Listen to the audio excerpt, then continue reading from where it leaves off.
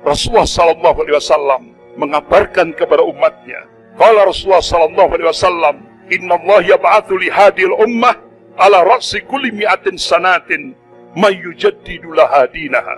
Rawahu Abu Dawud. Rasulullah mengabarkan, sesungguhnya Allah akan memunculkan, akan membangkitkan di tengah-tengah umat ini dalam setiap penghujung 100 tahun, yaitu seorang al-mujaddid, pembaharu di dalam agama ini. Imam Ahmad rahimahullah, beliau mencoba untuk mencari hadis-hadis sahih dalam kutubus sittah. Masya Allah, dengan matan hadis yang sama, beliau cari dalam kutubus sittah. Alhamdulillah, beliau temukan hadis-hadis yang sahih ini. Beliau pelajari, beliau teliti, beliau kaji secara dalam. Akhirnya, beliau mengambil satu khulasah, kesimpulan.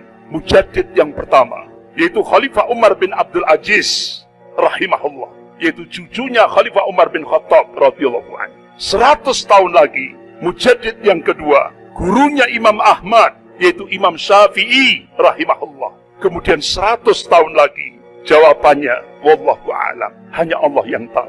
Beberapa ulama-ulama dunia, salah satu di antaranya yaitu wakil sekjen Rabidah Ulama Palestina di Bilad Syam, beliau adalah Syekh Dr. Abu Bakar Al-Awabidah. Selama di penjara Israel, beliau mencoba melakukan riset dengan pijakan Al-Quran dan As-Sunnah dan kitab-kitab yang ditulis oleh ulama-ulama ahli sunnah. Akhirnya beliau mengambil satu kesimpulan.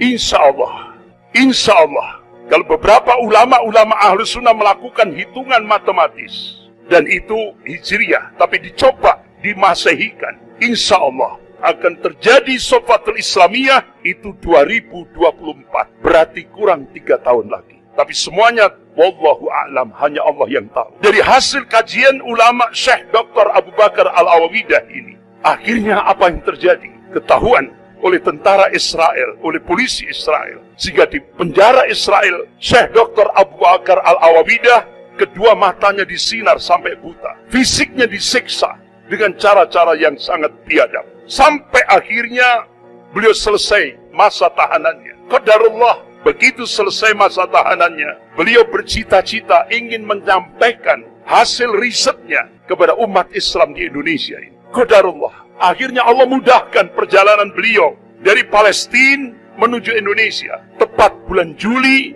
2015, beliau diterima di Masjid Jogogarian, Yogyakarta. Beliau sampaikan hasil risetnya. Insya Allah, berdasarkan nas-nas syar'i, Allah Subhanahu wa Ta'ala akan memunculkan pemantik awal kebangkitan Islam global dari arah timur. Kata beliau, insya Allah dari Indonesia. Akhirnya sampai beliau meneteskan air mata dengan suara yang terbata-bata. Wahai umat Islam Indonesia, genapi syarat-syaratnya supaya kalian layak dipilih oleh Allah menjadi pemantik awal kebangkitan Islam global. Yang puncaknya, puncak kemenangan Islam di akhir zaman, sebagaimana yang ditakdirkan oleh Allah Subhanahu wa Ta'ala. Rasulullah mengabarkan, qala Rasulullah sallallahu alaihi wasallam, bi Baitul Maqdis wa akna fi Baitul Maqdis. Ini hadis sahih rawahu Ahmad. Jadi pusat kemenangan Islam di akhir zaman Allah takdirkan di Baitul Maqdis dan di sekitar Baitul Maqdis, Palestina,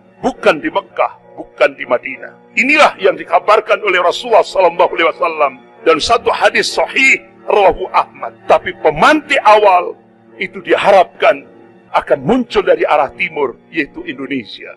Bahkan terjadi istimewa ulama seluruh dunia. Semua berdoa, mudah-mudahan Allah jadikan Indonesia menjadi pemantik awal kebangkitan Islam global. Dan itu diprediksi 2024.